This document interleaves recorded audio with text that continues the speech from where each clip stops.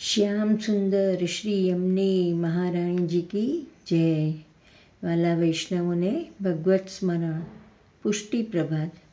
આજે આપણે શ્રી યમુનાજીનું પદ 44મું તેનો ભાવ સમજીશું. આ પદ ગદાધરદાસજીએ રચેલું છે.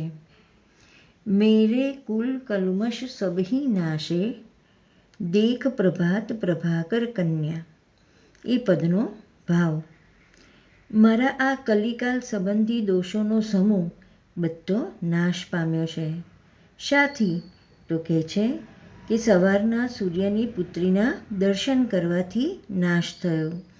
મૃગનો રાજા જે સિંહ, તેને દેખીને મૃગની સેના જેમ ભાગી જાય છે, પોતાના પ્રાણ બચાવવા ખાતર જેમ પલાયન થઈ જાય છે, તેમ શ્રી યમુનાજીના દર્શન કરવાથી બધા પાપો ભાગી જાય છે.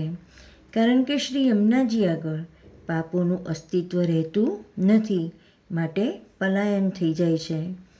ભક્તોનું પોષણ શ્રી યમુનાજી બાળકની જેમ કરે છે, માટે શ્રી યમુનાજી જગતના જનની છે, માટે તેમને ધન્યવાદ.